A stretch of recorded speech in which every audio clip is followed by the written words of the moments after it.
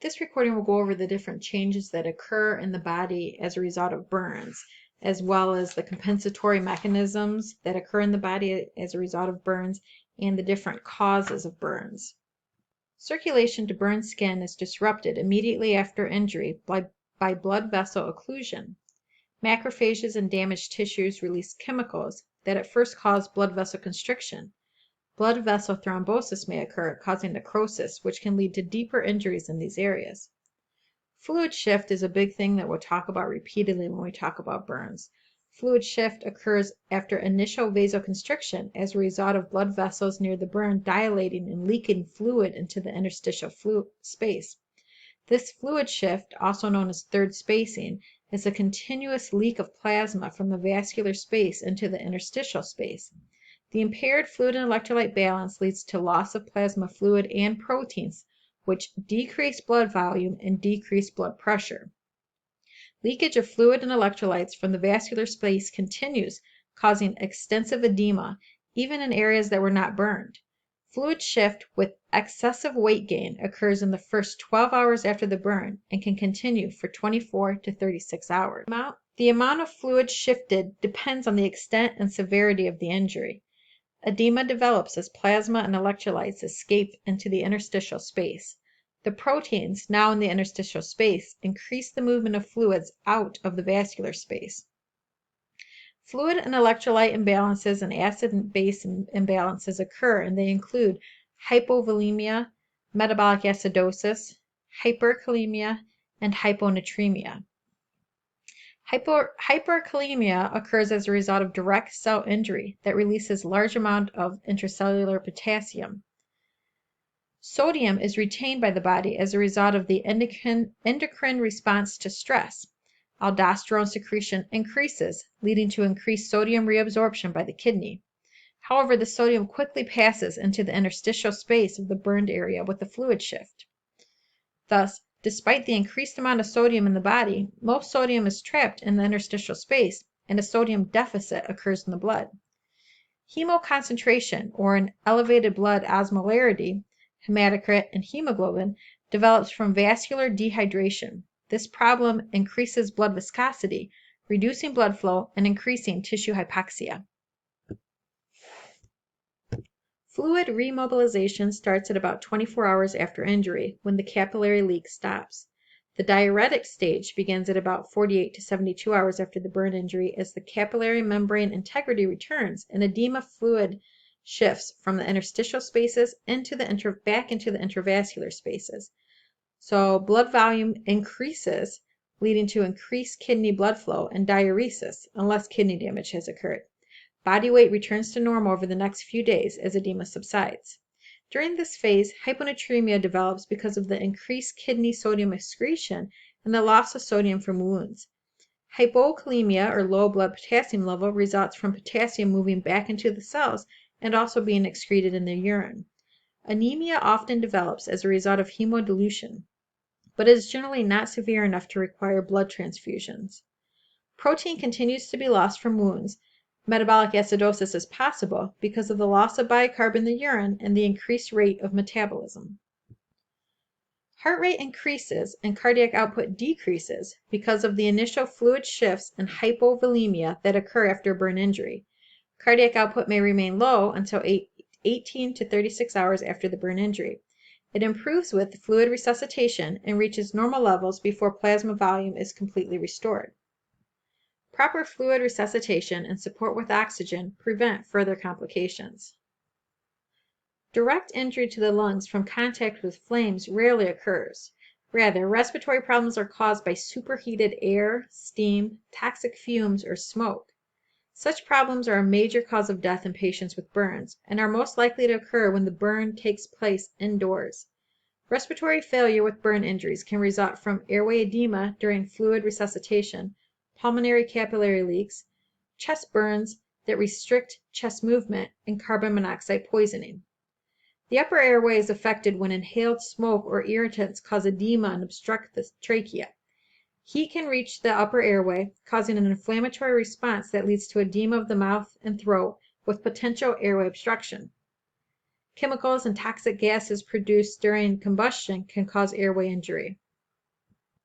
Particles can enter the bronchi, and the lining of the trachea and bronchi may slough 48 to 72 hours after injury and obstruct lower airways. So that's saying it's not even an immediate problem with the lungs, right? So immediate problems would be from inhaling the hot, the hot air, or the toxic fumes, or the steams or smoke. But in addition to that, these particles that can enter into the bronchi, and then the lining of the trachea and the bronchi sloughing off 48 to 72 hours later, means that we have to be observing for pulmonary problems or changes in our patient 48 to 72 hours after the injury. So it's something that we need to stay alert about. Lung tissue injuries result from toxic irritant damage to the alveoli and capillaries. Leaking capillaries cause alveolar edema, which can occur immediately or up to 1 week after injury. The fluid shifts and decreased cardiac output that occur after injury decrease blood flow to the GI tract. Gastric mucosal tissue integrity and motility are impaired. The sympathetic nervous system's response increases secretion of epinephrine and norepinephrine, which inhibit GI motility and further reduce blood flow to the area. Peristalsis decreases, and paralytic ileus may develop. Secretions and gas collect in the GI tract, causing abdominal distension. Curling's ulcer, which is an acute gastroduodenal ulcer that occurs with the stress of a severe injury, may develop within 24 hours after a severe burn injury because of reduced blood flow and mucosal damage. And I've heard of students before saying, oh, I can remember Curling's ulcer because I think of a curling iron burning me. So they associate that ulcer is a type of ulcer that occurs with burns. With decreased gastric mucus production and increased hydrogen ion production, ulcers may develop. This complication is now less common because of the use of H2 histamine blockers, proton pump inhibitors, drugs that protect GI tissues, and early enteral feeding. A serious burn injury greatly increases metabolism by increasing the secretion of catecholamines, antidiuretic hormone, aldosterone, and cortisol. So catecholamines, if you remember, those are secreted. They result in an increase of the sympathetic nervous system. So catecholamines you should associate with that fight or flight. So that makes sense that there would be an increase in metabolism with increased secretions of catecholamines. With this hypermetabolism, the patient's oxygen use and caloric needs are high. Catecholamines activate the stress response. The increased production of heat break down protein and fat, rapidly use glucose and calories, and increase urine nitrogen loss. The heat and water loss from burns also increase metabolic rate and caloric needs. The hypermetabolic condition also increases core body temperatures. The patient loses heat through the burned areas. Core body temperature increases as a response to the adjustment in temperature regulation by the hypothalamus, resulting in a low-grade fever. In regards to immunologic changes, the burn injury disrupts or destroys the protective skin tissue integrity, increasing the risk for injury. Any injury is a stressor and can disrupt homeostasis. Two compensatory responses have immediate benefit: the inflammatory response and the sympathetic nervous system stress response. Together, these responses cause changes that result in many of the signs and symptoms seen in the first 2 to 3 days after a burn injury. Inflammatory compensation is helpful by triggering healing in the injured tissues and also is responsible for the serious problems that occur with the fluid shift. This compensation causes blood vessels to leak fluid into the interstitial space and white blood cells to release chemical that trigger local tissue reactions. These responses cause the massive fluid shift, edema, and hypovolemia that are seen in the resuscitation phase, the first 24 to 48 hours after a burn injury. Sympathetic nervous system compensation is the stress response that occurs when any physical stressors are present. Changes caused by sympathetic compensation are most evident in the cardiovascular, respiratory, and GI systems. Please review Figure 26-7 that shows the physiologic actions of the sympathetic nervous system compensatory responses to burn injury.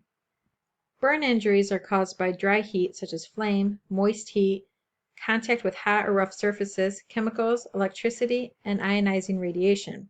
The cause of the injury affects both the prognosis and the treatment.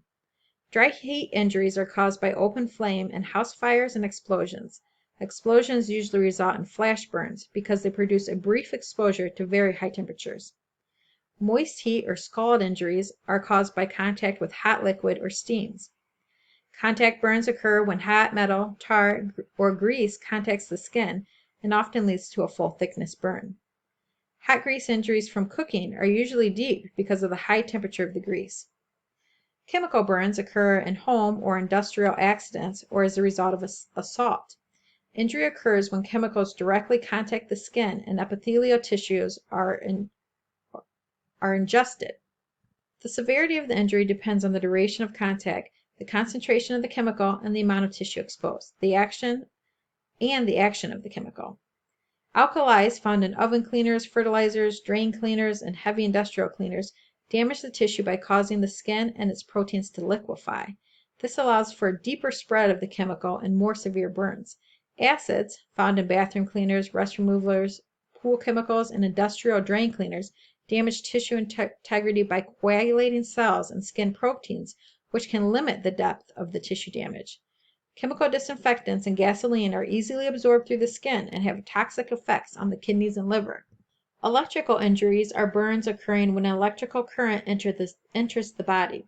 These injuries have been called the grand masquerader of burns because the surface injuries may look small, but the associated internal injuries can be devastating. Tissue injury from electrical trauma results from electrical energy being converted to heat energy. The extent of injury depends on the type of current, the pathway of flow, the local tissue resistance, and the duration of contact. Once the contact penetrates the skin, it flows throughout the involved body part, generating heat and damaging tissue. Deep muscle injury may be present even when superficial muscles may appear normal or uninjured.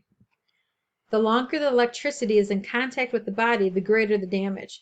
The duration of contact is increased by tetanic contractions of the strong flexor muscles of the forearm. So even though the patient may want to release it, they have these strong contractions. If they're holding on to, let's say, an electrical cord, they have these strong contractions that prevent them from releasing the electrical source.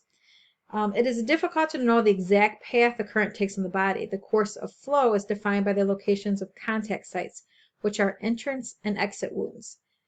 At first, the wounds may not be obvious. The path of the injury may involve many internal organs between the two contact sites. Thermal burns occur when clothes ignite from heat or flames produced by electrical sparks. External burn injuries can occur when the electric circuit jumps or arcs between two body surfaces. These injuries are usually severe and deep. True electrical injury occur when the direct contact is made with an electrical source. Internal damage results and can be devastating. Damage starts on the inside and goes out. Deep tissue destruction may not be apparent immediately after the injury. Organs in the path of the current may become ischemic and necrotic. Radiation injury occurs when people are exposed to large doses of radioactive material. The most common types of tissue injury from radiation exposure occurs with therapeutic radiation. This injury is usually minor and rarely causes extensive skin damage. Radiation exposure is more serious in industrial settings where radioactive energy is produced or used. Please review the sections of incidence and prevalence as well as health promotion and maintenance on your own.